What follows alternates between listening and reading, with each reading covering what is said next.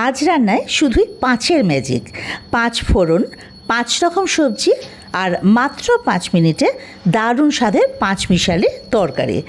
গরম গরম লুচি, রুটি কিংবা পরোটা, সকালের তাড়াহুড়োয় বা রাতের হালকা ডিনারে এর চেয়ে চটজলদি আর সুস্বাদু অপশান হতেই পারে না। তো চলুন ঝটপট দেখে নেওয়া যাক রেসিপিটা। তো এই তরকারিটা করার জন্য আমি কড়াইতে সর্ষের তেল নিয়ে তেল বেশ ভালোভাবে ধোয়া ওঠা গরম করে নিয়েছি। সর্ষের তেলের কাঁচা গন্ধটা চলে গেলে এতে ফোড়নে দিয়ে দিলাম 5 ফোড়ন, শুকনো লঙ্কা আর তেজপাতা। এখানে আমি 1 টিস্পুন 5 ফোড়ন, 2টো শুকনো লঙ্কা, 2টো তেজপাতা। তেজপাতা আর শুকনো লঙ্কাটা আমি একটু ছিঁড়ে দিয়েছি। তো অল্প কয়েক সেকেন্ড ভাজা ভাজা করে ফোড়নে মিষ্টি গন্ধ বেরোলে সবজিগুলো দিয়ে দেবো। দেখুন, বেগুন, কুমড়ো, পটল, আলু আর সজনে ডাঁটা, এই 5 রকম সবজি নিয়েছি।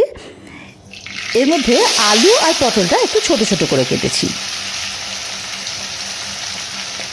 আর কুমড়ো আর বেগুন তুলনামূলকভাবে একটু বড় করে কেটেছি, কারণ বেগুন আর কুমড়োটা তাড়াতাড়ি সেদ্ধ হয়ে যায়। সজনে ডাঁটাগুলো আঁশ ছাড়িয়ে ওই 2 ইঞ্চি পরিমাণ লম্বা লম্বা টুকরো টুকরো করে কেটে নিয়েছি। এবারে হাই ফ্লেমে 1 মিনিট কি 1.5 মিনিট একটু ভালো করে ভাজা ভাজা করে নিতে হবে। ফ্লেমটা কিন্তু হাইতে থাকবে। এই যে দেখুন, সব সবজিগুলো হালকা একটু কালার ধরেছে। তো এটা ভাজা মোটামুটি কমপ্লিট। এবারে এর মধ্যে দিয়ে দেবো স্বাদ মতো নুন, হলুদ, মিষ্টি।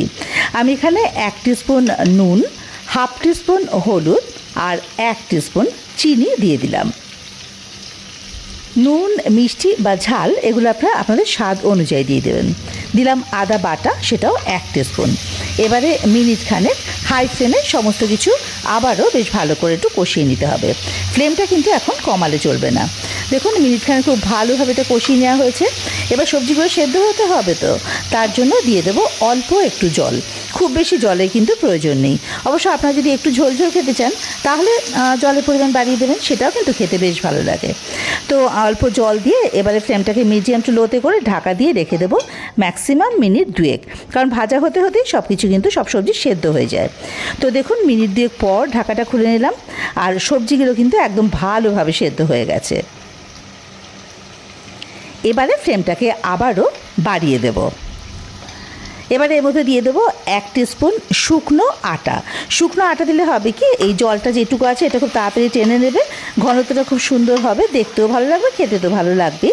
তো এবারে এর মধ্যে দিয়ে দেবো আসল জিনিসটা, সেই ভাজা মশলা।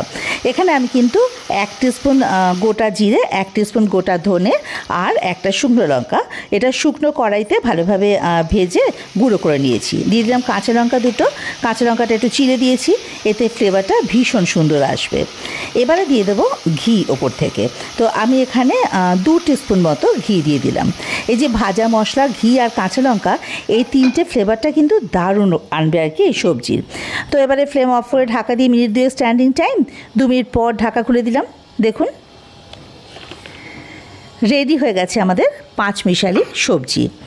এটা গরম গরম লুচি, পরোটা বা রুটি এগুলোর সঙ্গে তো অবশ্যই, গরম ভাতের সঙ্গেও কিন্তু মানে ভীষণই ভালো লাগে, সত্যিই দারুণ লাগে।